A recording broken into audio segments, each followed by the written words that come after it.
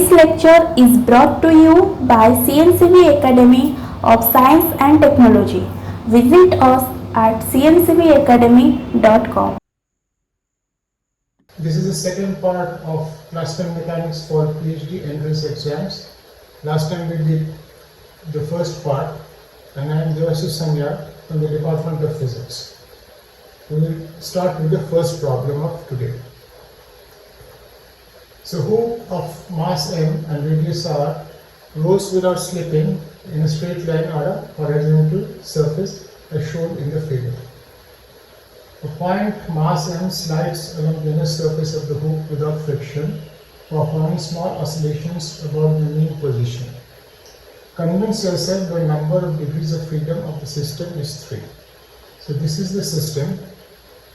So this is the hoop that is rolling forward. So we have to find out the number of degrees of freedom. So how do we find? So first consider center of mass. So what is the location of the center of mass? Somewhere around the x-coordinate. So that is 1 degree of freedom. Then if we consider any point on the hoop, then how much it has rotated since it has started rolling. So that angle is another 2nd degree of freedom. And then we have another mass, how much it has gone along this hoop. So that again is given by some angle. So that is the 3rd degree of freedom. So in total we have 3 degrees of freedom here. Now we go to the next problem. So consider a point charge plus q of mass m suspended by a massless inextensible string of length l in free space as shown in the figure. A point of suspension is placed at height d over an infinitely large grounded conducting plane. The gravitational potential energy is assumed to be 0 at the conducting plane and positive above the plane. With theta represents the angular position and p theta the corresponding canonical momentum, then show that the correct Hamiltonian of the system is p square theta p theta square by twice ms square minus p square by 16 pi epsilon naught d minus l cos theta whole square plus mg d minus l cos theta. So what is given? This is given. So there is a pendulum here whose point of suspension is at a distance d from the infinitely conducting plane which is grounded, and this pendulum has a mass m but it is carrying a charge plus q. The height of the pendulum from the plane is z. So from this we have to find out the Hamiltonian of the system. So the Hamiltonian is always expressed in terms of canonical momentum and coordinates, and Lagrangian is expressed in terms of generalized velocity and generalized coordinates. So let's see. So first we started Lagrangian. Lagrangian is easy to write. So this is here in polar coordinates. So this is the half m r square theta square plus r dot square. This is the kinetic energy of the pendulum, and this is the electrostatic potential energy, and this is the gravitational potential energy. Now since r is equal to l, r dot is 0. So we can ignore this term completely as this is 0. And what is z? From the figure itself you can see z is equal to d minus l cos theta. And what is the electrostatic energy? It is given by minus q square divided by 4 pi epsilon z. This is z. Right. So and then you have gravitational potential energy. So how to construct the Hamiltonian? Hamiltonian is h p theta theta dot minus l. And what is p theta? P theta is del m del theta dot. So here we express theta dot in terms of p theta and theta, and then plug in here. in terms of p theta and theta, and here also the Lagrangian is the function of theta dot. So we substitute theta dot in terms of p theta probably, and what we get is the Hamiltonian. How do we get here? So let's check. So for here we just go here. So this is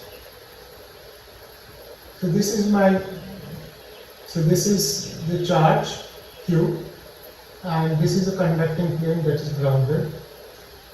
So this we can remove this conducting plate, and instead we can work with a charge minus Q, which is placed at a distance d from the conducting plate.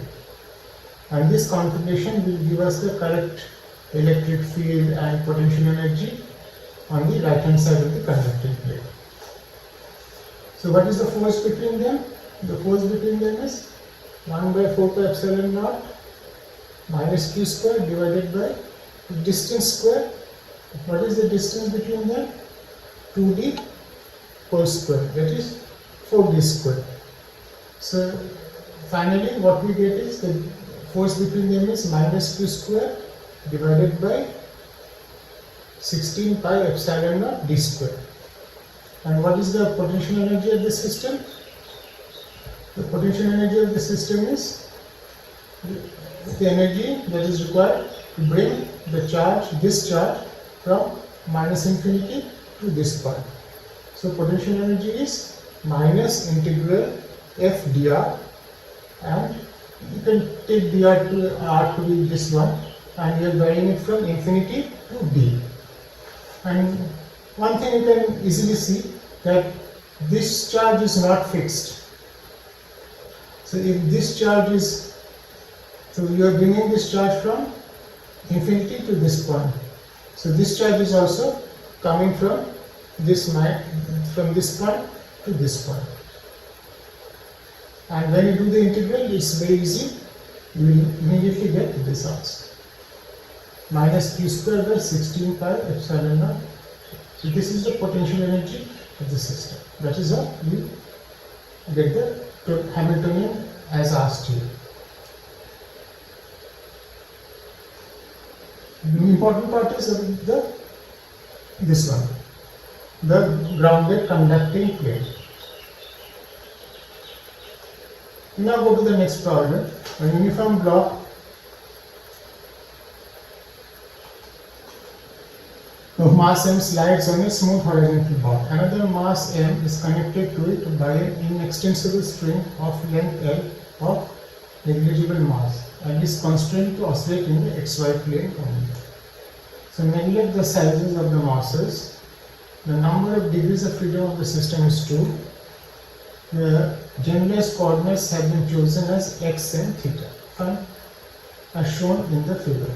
So px and p theta are the generalized momenta corresponding to x and theta respectively. Then show that the generalized momentum corresponding to small x is this. And px is a conserved quantity. That is, if you take a total time derivative of px, we get 0. So let's see how it, so what is the picture? So this is the block that is sliding. So this is given by the coordinate small x, and to this is connected a pendulum. This is mass small m, this is the mass capital M, this is oscillating. So what is the Lagrangian of the system? Lagrangian of the system consists of two parts. One is potential, so it will have the kinetic energy. The kinetic energy of this mass. So what is the kinetic energy of this mass? Is half m x dot square. And what is the kinetic energy of this mass? That will be consists of two parts. One is half m x double dot square. This double x is, this is the translational part of the kinetic energy of the pendulum, and another is the rotational part of the kinetic energy. It is half m L square theta dot square. What do you mean by translational? Translation means what is the x coordinate of the pendulum. X coordinate of the pendulum is So this is the x coordinate. X coordinate will be from here to here. So that will be x. So that will be x plus L sin theta. This is from here to here is L sin theta, right? This is L, so this is L sin theta. So this is the x coordinate. So derivative of this coordinate gives me the translational kinetic energy of the pendulum. And the rotational kinetic energy of the pendulum is given by, the pendulum is actually translating as well as this is oscillating. So the oscillating part, which is executing a rotational motion, is given by half m L square theta dot square. And then we have the potential part minus the potential part. So here I have taken the potential to be 0 on the surface. Okay, so if it is 0 on the surface, then the potential energy on the surface, or rather the potential energy is taken to be 0 at the location of this mass, which is 0. So what about the potential energy at the pendulum? It is minus mgl cos theta, because we are now in the negative side, so it will be minus mgl cos theta. So this part is L cos theta, so it is minus mgl cos theta, and that's it. So this is the Lagrangian kinetic energy of the mass m, which is sliding. This is the kinetic energy of the pendulum, translational, and this is the rotational part or the oscillating part of the kinetic energy, and this is the potential part of the pendulum. That's it. So where capital X is small x plus L sin theta, because capital X varies with both x and theta. So now we can construct the canonical momentum corresponding to x, that is Px is equal to del L del x dot. Find it. I will not do it here. And then if I want to find out whether Px is a conserved quantity or not, you can directly go to Euler-Lagrange's equation, which is Px dot minus del L del x is equal to 0. From here, check whether Px dot is equal to 0. If Px dot is equal to 0, then my this canonical momentum corresponding to x is a conserved quantity. Okay.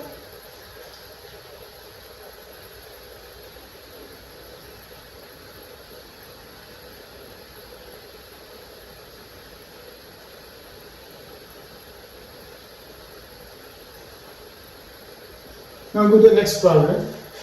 The time derivative of a differential function g, which is given as qi and t. So these are all generalized coordinates, is added to a Lagrangian. So this is the Lagrangian, original Lagrangian function of qi naught and t. So that the new Lagrangian is, so here they are defining a new Lagrangian, which is L prime is equal to L plus dg dt. So total time derivative of this function. Now pi be the general momentum corresponding to qi, and h be the corresponding Hamiltonian. Then here, if the new Hamiltonian be h prime, so corresponding to L prime, if the new Hamiltonian is h prime, then show that L and L prime satisfy the Euler-Lagrange's equation, and then we have to show that pi prime, which is the generalized momentum corresponding to the second case, where we have defined the new Lagrangian L prime. So that pi prime is equal to pi plus del g del qi, and we have to also show that h prime is equal to h minus del g del q. Okay. So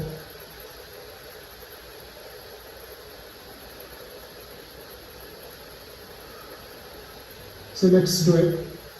So, so this is my new definition for new Lagrangian. So what we have to show is that L and L prime satisfying new Lagrange's equation means we know that if L dt is equal to 0, if L is a new Lagrangian, if L is old Lagrangian and it satisfies the Lagrange's equation, that means delta of action should be 0.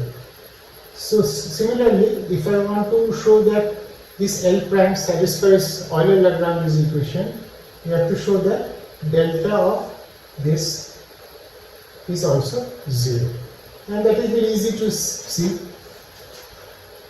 How do we perform this delta? We perform this delta, that is variation of path, such that the coordinates at the end points corresponding to Ti and Tf are fixed. The variation is such that the end points are fixed. Fine. So L prime is equal to L plus dgdt. So this is by definition 0. So first part is 0. So what about the variation of this part? So what about the variation of this part? So what we have is here. So one will be this one and another will be delta of integral dgdt dt, right? Which is actually g. G with limits, upper limit and lower limit. But at both upper limit and lower limits, the coordinates are fixed. So g is fixed. So delta of g will also be 0 at the end point. And hence, this is 0. Right, and this, if this is 0, that means this L prime also satisfies the Lagrange's equation of motion. This satisfies Lagrange's equation of motion. Hence, the way we have defined L prime also satisfies the Lagrange's equation of motion. So, what is the new P prime? The new generalized momentum, that will be del L prime del Q dot. So this is my new momentum. What is the relation? So we know L prime is L plus dgdt. So what is dgdt in question? You can easily convince yourself dgdt is del G del Q dot plus del G del T. Right? Now you do this partial derivative. Remember what is L prime? L prime is L plus dq dt. L plus dgdt. That's it. Do the partial derivative. You can easily come to this relation. Just one line. And then we have to show this. How do we show this? So this is my L. This is L prime. L prime is P prime Q dot minus H prime. And this is my L PQ dot minus H plus dgdt. This is L prime is equal to L plus dgdt. What is dgdt? Is written here. And now what you have to do? You gather all the terms which contain Q dot. So here you gather all the terms that contain Q dot and equate the coefficient of Q dot to be 0. And the other terms which are remaining, so those terms together form 0, isn't it? So write down dgdt, then find out the coefficient of Q dot, the entire coefficient of Q dot, and put that thing to be 0, because whatever you are seeing on the left hand side is equal to 0.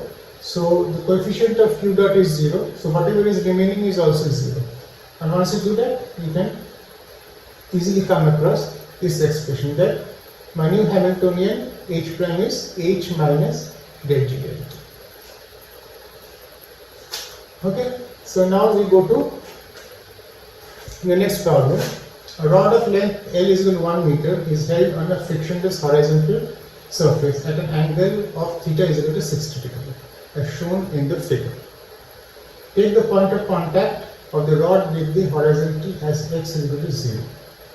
As the support holding the rod is suddenly removed, the rod comes to rest on the horizontal surface.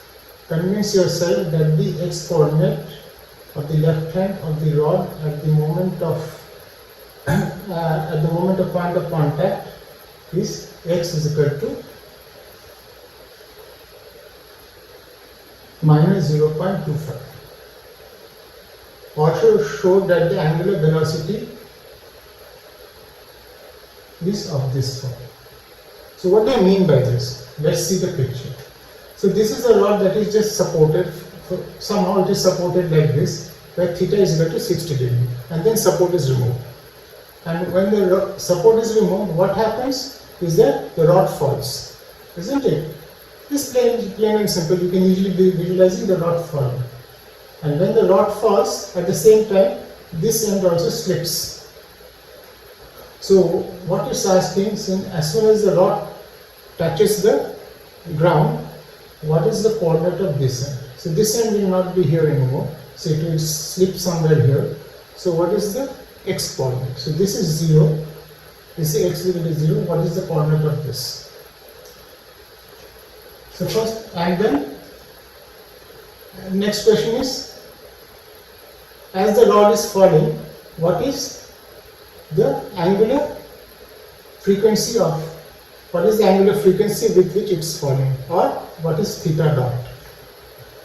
Right, this is falling as well as slipping. So what it wants is what is theta dot as a function of theta. That is why I have written omega. Omega is theta dot as a function of theta. This is, so one thing what you have to see is that in this problem there is only vertical force. One is the gravitational force and one is the reaction force. There is a reaction here which is acting upwards because of this contact, and another is a gravitational force here passing through center of mass. Apart from this, there is no other force, and as a result what happens is that there is no horizontal movement of the center of mass. There will be no horizontal movement of the center of mass, there will be only vertical motion of the center of mass. So if initially the center of mass was here, it will fall such that when it touches the ground, the center of mass will be here. That is how it will fall. That is the constraint. And because of that, this part will not be here anymore. This part will slip. Right? So there is no horizontal force on the system, only vertical force. The center of mass will move vertically downwards. Once you know this, this is very easy to understand. So this is L by 2 cos theta, this one, right? And when the rod falls, the center of mass will be here, and the other point will be somewhere here, right? Just find out what is the distance between this point and the other point. That will not be difficult to do. So that will be, so from here to the other point will be L by 2, and this is L by 2 cos theta. So it will be L by 2 minus L by 2 cos theta will be the new coordinate of this point as soon as the rod hits the ground. So this is, so first part is done. The first part is done. Check whether this is the answer or not. That's why I'm telling you everything orally, verbally. I'm not doing the calculations explicitly on slide, so that you listen to me and try to work out yourself. So you should be active. That is the main thing. And now what do you have to find? Theta dot. So how do I find theta dot? So we will introduce a concept of instantaneous rotation. What you can see here is this part of the rod will go like this. This part of the rod will have a velocity vertically downward, and this part of the rod will have a velocity to the left. So from this information, I can find out what is the instantaneous rotation of what is the instantaneous axis of rotation. So from the velocity I draw a perpendicular, and from this velocity I draw a perpendicular, and the point where these two meet is the instantaneous axis of rotation. So we have an axis like this, and about that axis, at that moment the rod is rotating. Right. So this is an instantaneous axis of rotation, because the next moment the axis will change and will shift to some other position, and the rod will execute a pure rotation about that axis. That is how it works. So what is important is the instantaneous axis of rotation, and we can consider this instantaneous rotation about this instantaneous axis of rotation. And then what is the moment of inertia about this instantaneous axis of rotation? We have to use the parallel axis theorem. So this is the moment of inertia of the rod about its center, ml square by 12, plus the distance of the axis of rotation from the center of mass, this distance. Right. So this is the center of mass. So the distance of this axis about the center of mass. So this is one axis about O, and this is the axis about center of mass. So the distance is, what is the distance? L by 2 cos theta. So the moment of inertia about this axis is m square by 2 plus m L by 2 cos theta whole square. So this is the I about that axis. So what is the gain in kinetic energy? Here the kinetic energy means rotational kinetic energy, half I omega square. This omega is theta dot. And what is the loss in potential energy? Right? What is the loss in potential energy? The loss in potential energy will be mg L by 2 sine 60 degree. So if the initial position was 60 degree theta, then mg L by 2 60 degree minus L by 2 sine theta. There is a mistake here. This L by 2 should be here. So it is mg L by 2 sine 60 degree minus L by 2 sine theta. So that is this is the drop in height. This is the drop in height of the CM, center of mass. The center of mass is fallen by this height, and so the loss in potential energy is this. And then gain in kinetic energy, conservation of energy, gain in kinetic energy is equal to loss in potential energy. You do that, and then you find out this one. You immediately get this answer. Just maybe a couple of lines of calculation, and you will come across, you will get this answer. Okay. So we will do another problem on instantaneous axis of rotation. Here the rod is standing upright against a wall. It suddenly starts slipping as shown in the figure. Show that the angular velocity of the rod as a function of theta is this. So let us look at the picture. See here, this is the rod. So this is the wall, this is the ground. So initially this rod was standing upright, like it was like this. But for some reason there is instability and it started slipping like this. And eventually it will be lying on the ground. So what is being asked here, find out theta dot. Right. So here also the problem is very similar.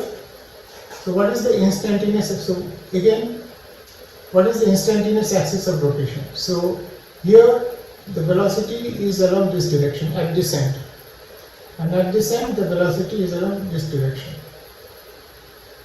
So if you draw a perpendicular from here, and if you draw a perpendicular which is perpendicular to the velocity, these two meet here. So this is the instantaneous axis of rotation. So at that moment the rod is rotating about this axis. Okay? So this is my center of mass. So what is this distance? If this is theta, then what is r? R is equal to L by 2 tan theta. The length of the rod is L, then R is equal to L by 2 tan theta. Right. R is equal to L by 2 tan. This is theta, so this is L by 2 tan theta. And that's it. So L by 2 .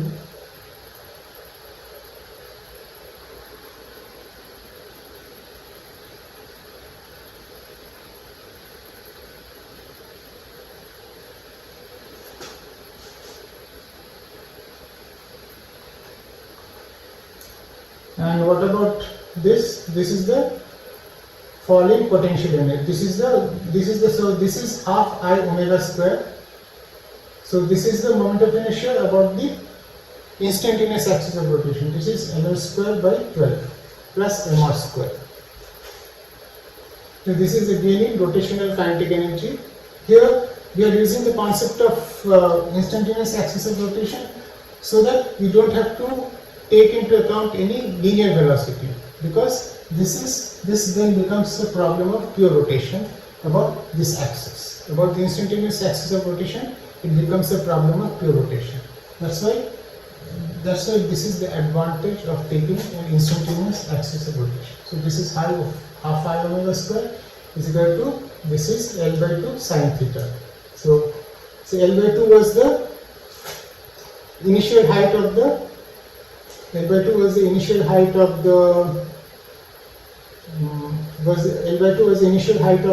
center of mass, and at this point it is this one will be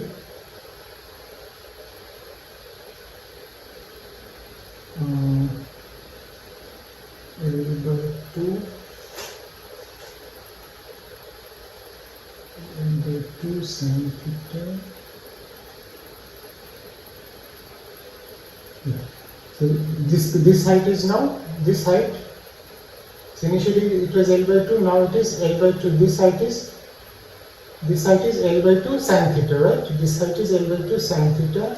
So that's why this is the loss in potential energy, and that's it. From here we find out what is omega, and you should get this answer.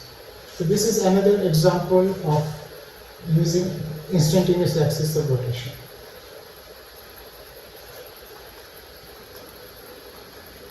So we'll skip this problem now. So now we go to a problem from STR. So a rocket is moving in free space with speed c by 2. After a fuel tank is, so rocket has a fuel tank.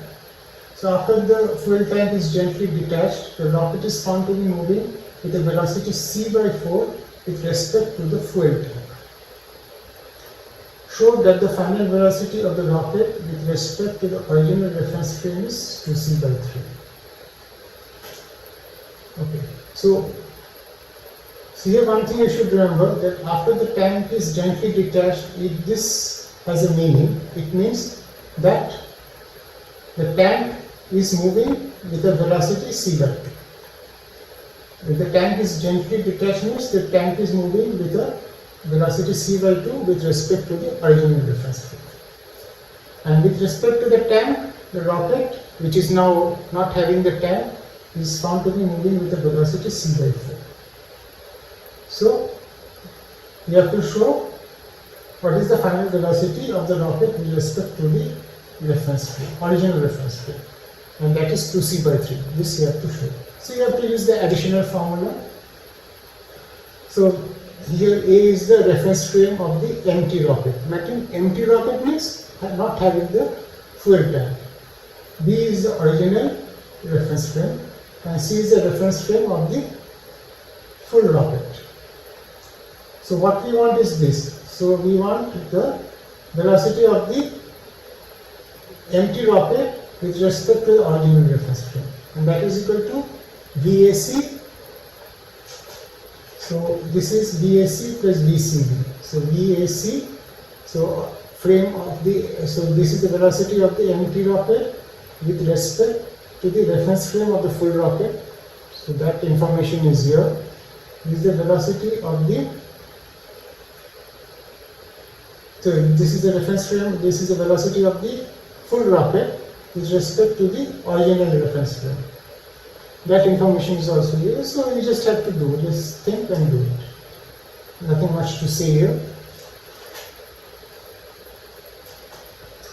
This is also, it's not, so, okay, we'll just do this. The force experienced by a mass confined to move along the x-axis is of the form of F is equal to minus k1x minus k2x to the power n, where n is an integer. So what is the condition on n? If the small oscillations have to be symmetric about x is equal to 0. That means the motion has to be symmetric about x is equal to 0. That means the potential that we get corresponding to this force should be a symmetric potential. Then only the oscillations will be symmetric about x is equal to 0. So just find the condition so that, so what we have to do is, what is the potential? Potential is minus v dx. Okay, or if it's, there's a reference, so there's a reference point, so it depends on where the reference point is. Or potential could be f dx. Okay, the minus is not required. Potential could be f dx from x is equal to 0 to some x. Let's see for what type of n I'll get a symmetric potential. And you have the answer. So minus is not required here. You can take the integration to be 0 to x. We go to the next problem. So two particles of mass m and 4m are confined to move along x axis subject to the force F is equal to minus kx. At t is equal to 0, the smaller mass m starts from rest at x is equal to a. At t is equal to 0, the smaller mass starts from rest. The larger mass 4m starts from rest at minus a at t is equal to 0. This also starts from rest. So we have to show that the coordinate of the first collision between the particles is minus a by t. So from here you can immediately see that for first particle, that is the lighter particle, I can write, so this is a simple harmonic motion. From here we can see. So we can write x1 is equal to a cos twice omega t. So t is equal to 0, x is equal to a. Why twice omega? You can see that their frequencies are in the ratio 2:1. So the one having a larger mass will have a lower frequency and the one having a smaller mass will have a greater frequency. So the lighter particle will have a frequency twice omega and the heavier particle will have a frequency omega. So a cos omega t plus pi. Right? Because if t is equal to 0, cos pi is minus 1 or x2 is equal to this. So that's it. So at a particular time t, x1 and x2 are same. That is when they are colliding. So from here, a cos 2 omega t is equal to minus a cos omega t. Find out what is the value of cos omega t. That is very easy to find out. And once you have found out cos omega t, you can find out what is the coordinate of the collision. So we'll go to the next problem. So in the next problem, a particle of mass 1 kg and angular momentum L is equal to root 2 and with units, and total energy E is subjected to a central force F is equal to minus K. Where K is equal to 2 in suitable units. Show that the particle is bounded within an annular region given by R1 and R2. So you have to show that the particle remains within a region where within two annular region.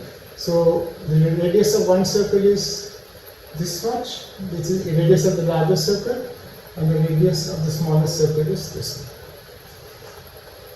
one. How do we do it? So first we have to write down the total energy.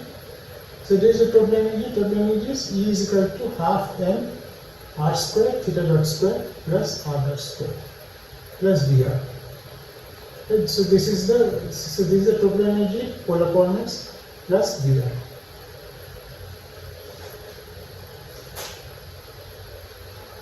And what is Vr? Vr is equal to half k r square.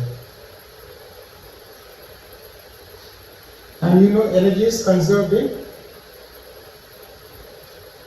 for central force problem.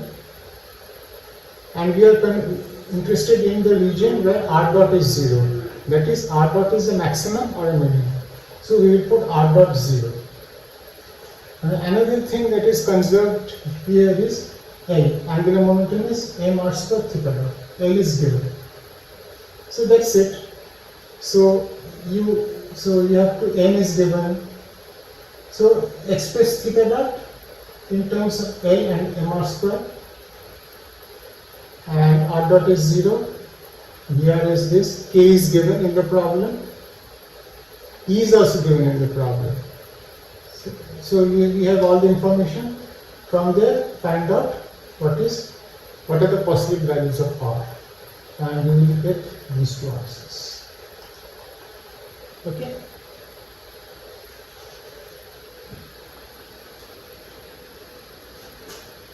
We now go to another problem. So it's given the action corresponding to the motion of a particle in one dimension is S is equal to t initial to t final integral and then dt, and this is the function. M being the mass of the particle, alpha beta between constants, Vx being the potential. The position and the velocity are fixed at the endpoints. Then show that the equation of motion. So all these things tell us that this one will satisfy the Euler-Lagrange equation. Right. This one will satisfy the Euler-Lagrange equation. When I say that this position and velocity are held fixed at the endpoints, it will satisfy the Euler-Lagrange equation. This. So this is like the Lagrangian. So write down the Euler-Lagrange equation, and you try to show that the Euler-Lagrange equation looks like this. So there is nothing more to say here. So a stationary body explodes into two fragments and each of rest mass m. So stationary body explodes and into two fragments. Two fragments move apart at speeds meter c with respect to the original body, with c being the velocity of light. And meter lies between 0 and c. We have to show that the rest mass of the original body is 2m by 1 minus meter square. So we have to use two relations here. One is E square is equal to P square C square plus M square C4, and another is the relativistic momentum is gamma. You know what gamma is in STR. M rest into velocity. Velocity is also given here. Velocity is meter c. That's it. And then you have to use the total energy before explosion and the total energy after explosion, they are the same.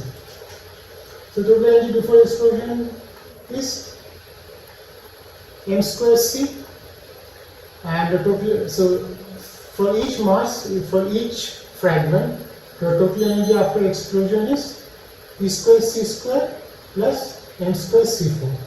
So you can get p square c square from here. Okay, and we have two such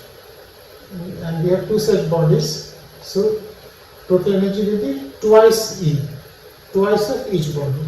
So and just equate before explosion and after explosion, and you should get this answer. Now for unit mass, the dynamical variable follows the relaxation relation x dot square is equal to k x naught square plus x 0 naught square minus k x square, where x is the position of the system at time t and x 0 is the initial position. Show that the force acting on the system is minus kx.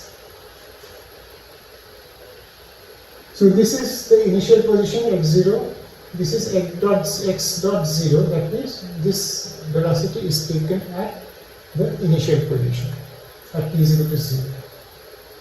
So we want to find out the force. The force means we have to find out x double dot. So what we have to do, we have to take the time derivative of the left hand side, and then we have to take the time derivative on the right hand side.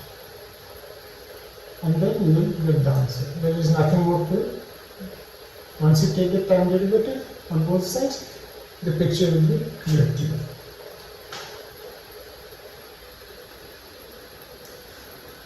The next problem is a particle of mass m is moving in a circular path of radius r such that its centripetal acceleration is ac a square r t square. K is a constant. Show that the power delivered to the particle by the force acting on it is m k square r square t. So you have to show that the power that is being delivered to the particle is this. This centripetal acceleration is changing, increasing with time. So that means power is being pumped into the particle. So what is centripetal acceleration? AC is omega square r. R is the radius, and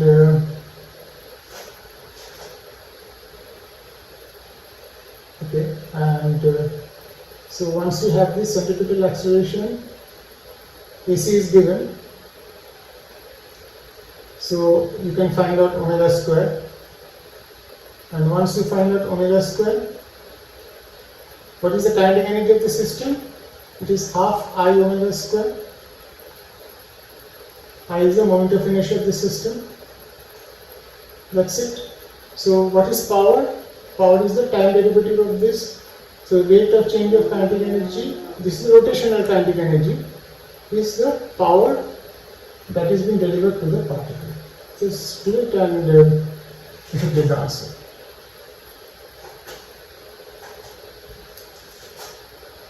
Next one is the front end of a train moving with constant acceleration passes through a pole with velocity u, and the back end moves with velocity v. So when crossing the same pole, show that the middle of the train crosses the same pole with square root of v square plus v square by 2. So what information do we have? We have that when the train crosses the pole, the front or the engine, it has a velocity u, and when the rear of the train crosses the pole, it has a velocity v. So we have to find out what is the velocity of the mid section of the train when it crosses the pole. That's it. You have to use only one relation. V square is equal to u square plus twice f. So u is the initial velocity when the engine crosses the pole, and v is the velocity we are interested in. So here it is given that this is velocity v when the back of the train crosses. right? And another will be this velocity, which is the unknown velocity, will be the velocity for the mid portion of the train, and here it will be u square plus, then it will be twice f, the acceleration is constant, and instead of L we will have L by 2. So between these two you have to just eliminate f into L, and then you should get this answer. So this is just for the front end of the train, back end of the train, this velocity. For the midsection of the train you have to write a similar relation like this, and then you should get the answer.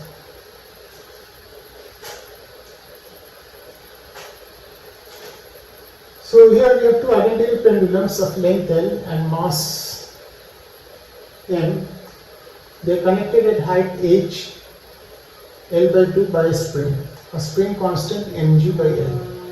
Show that the ratio of the highest and the lowest frequencies is root 2. So this is like this. So this is L, this is L. So these are pendulums of mass M. And here this is L by 2, here they connected with a spring with a spring constant mg by L.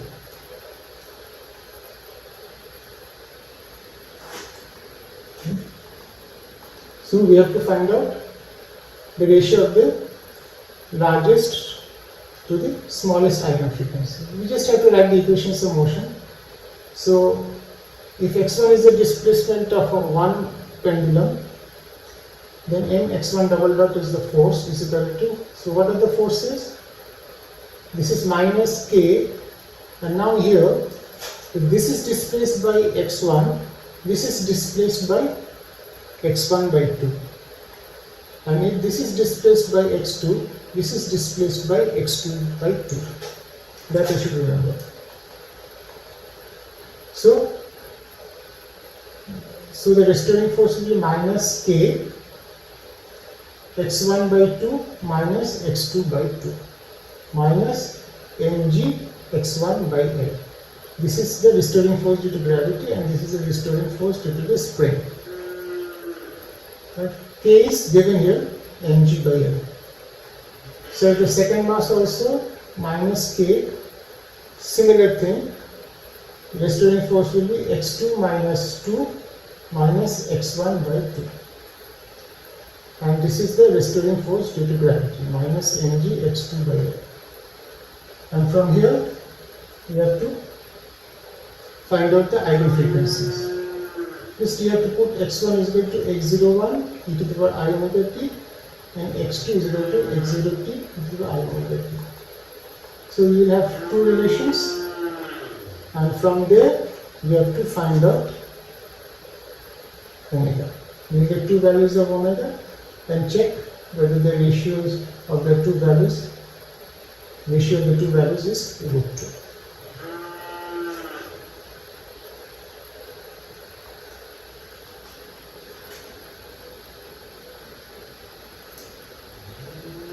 So we go to the next problem. The next problem is a particle moving in a central force field centered at r is equal to 0.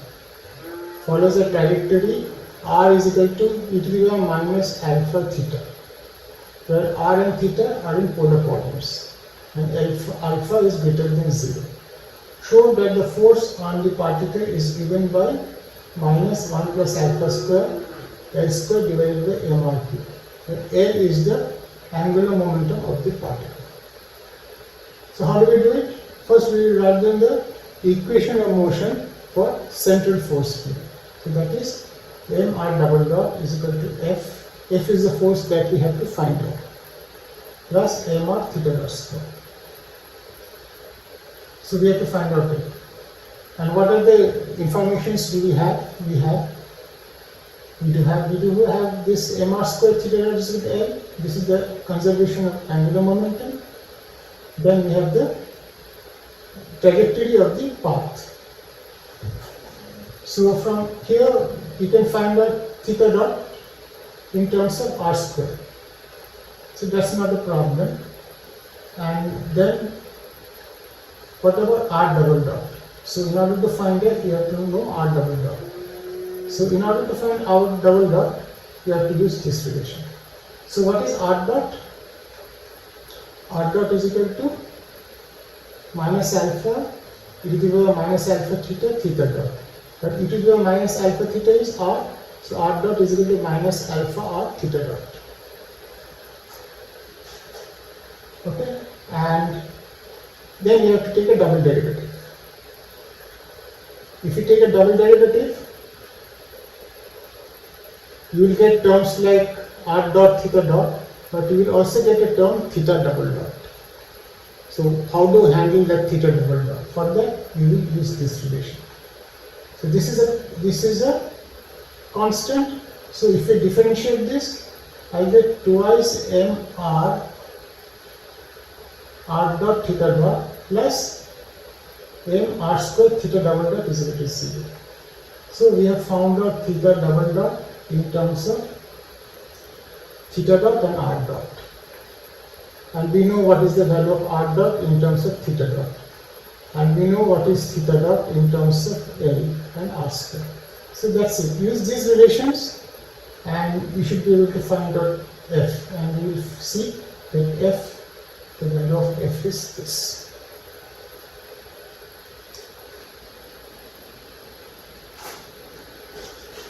We go to the next problem. An object A of mass m is free to slide on an inclined plane of triangular block B of mass twice m as shown in the figure. Initially both the blocks are static and the object A starts sliding due to gravity from the highest point of the block. Show that the speed of the block B when A hits the ground is root gl by 3. So what is the picture? So this is what? So this is where the block A is. Block A is free to slide along this plane. Similarly, the block B is not static, but it is free to slide on this plane. There is no friction. So as soon as the block B starts sliding, B also starts moving in this direction. And what they have asked us to find out, when the block A hits the ground, what is the velocity or speed of block B.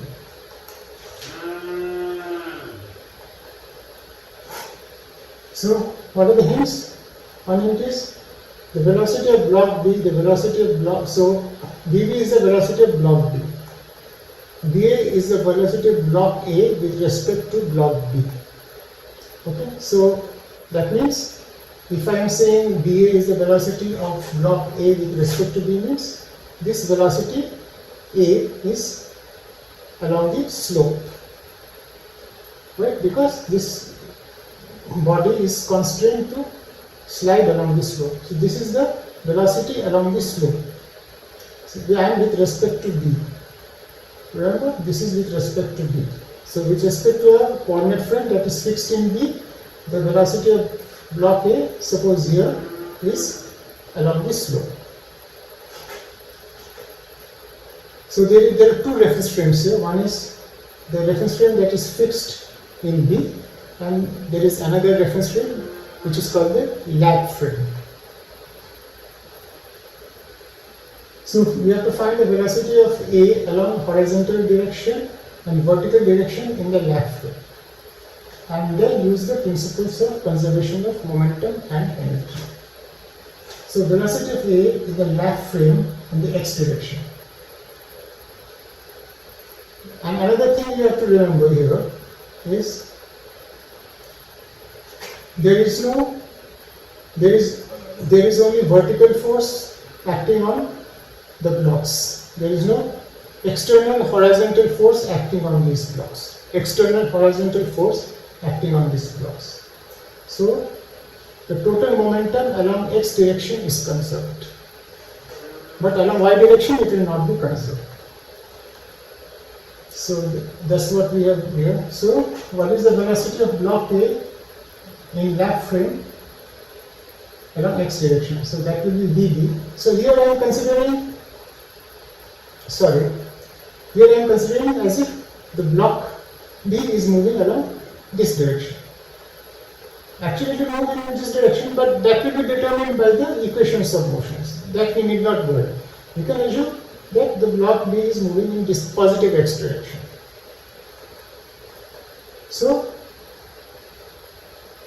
the velocity of block A in the left frame in the x direction is Vb plus Va cos theta. So Va cos theta is the velocity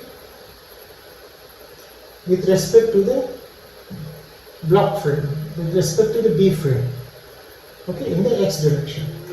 And this is the velocity of B frame with respect to the left frame. So the velocity with respect to the left frame of block A is this plus this. Similarly, velocity of A with respect to the left frame in the y direction is minus Vs sin theta. So here, whether we consider left frame or we consider the block B frame, it does not matter. We will get the same answer. Here L defines the left frame. And then what we have is mb/dv. So this is how we are doing the conservation of momentum thing.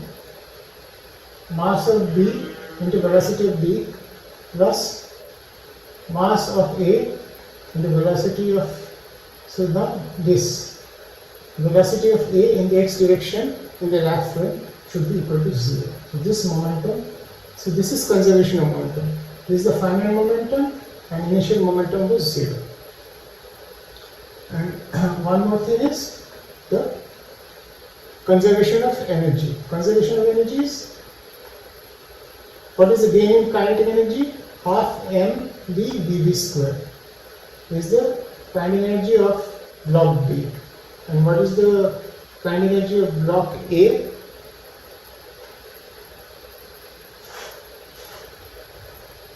Okay, that will be half ma v square a lx, and I have missed out another portion where it will be half ma v square a ly is also there. I have missed out the kinetic energy due to the y portion. So this is the kinetic energy due to the block B, and this is the kinetic energy due to block A, half ma v square a lx plus half ma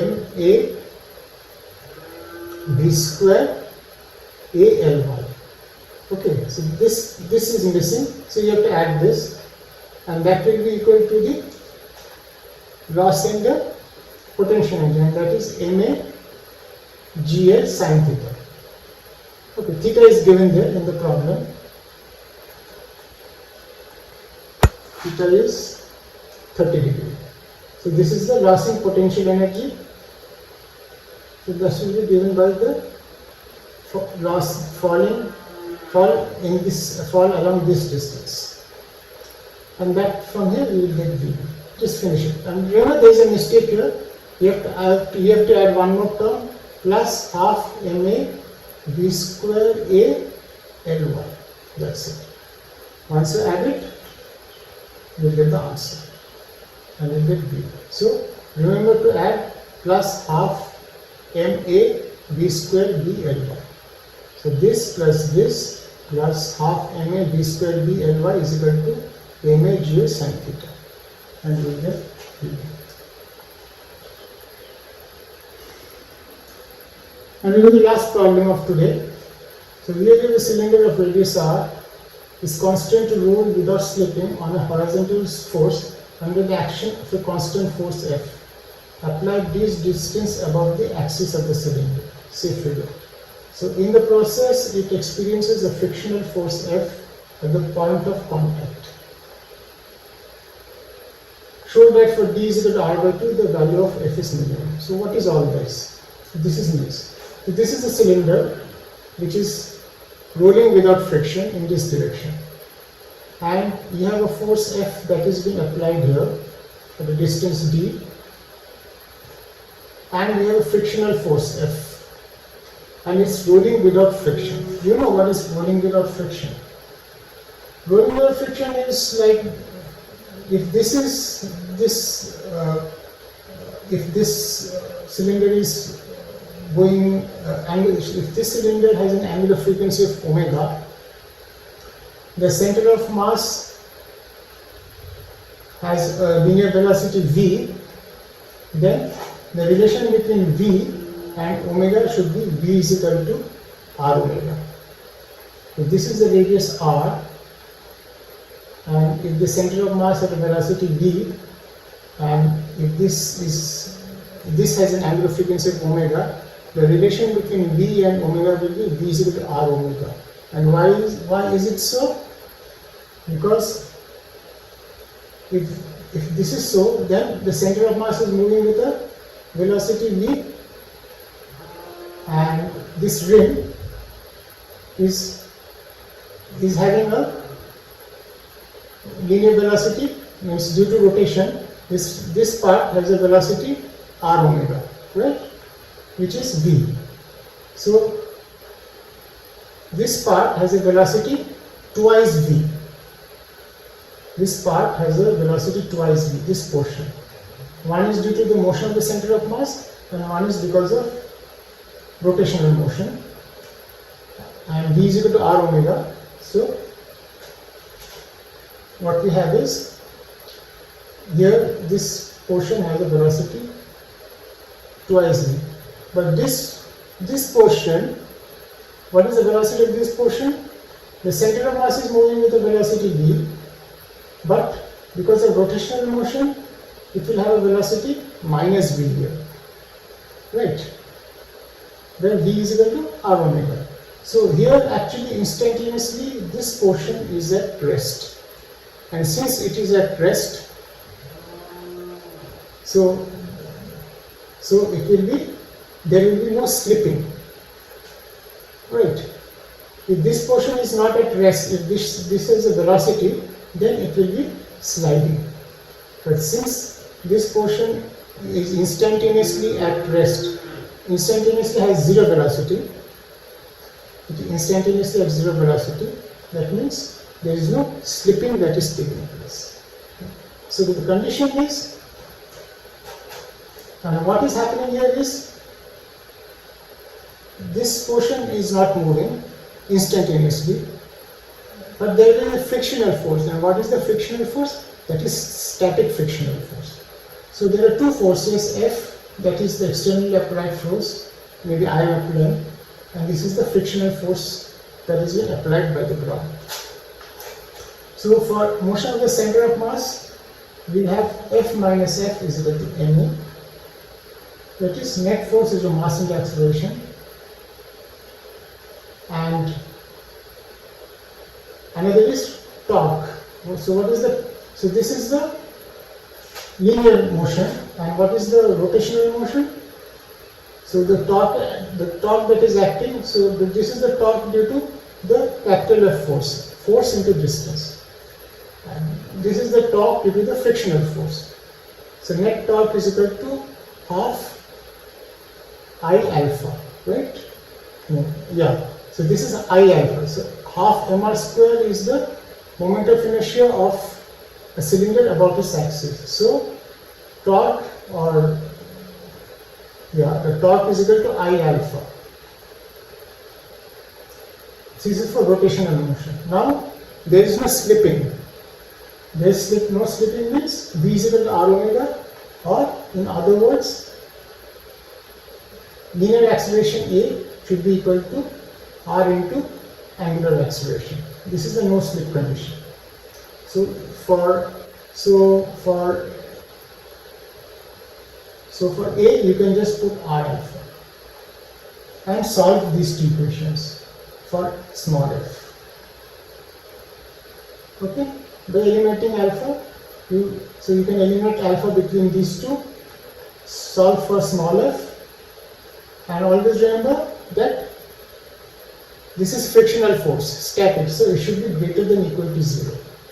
So find out the condition for minimum f from the relation you get here by eliminating alpha, because you have to use the no slip condition. A is equal to r alpha, and we'll get the answer.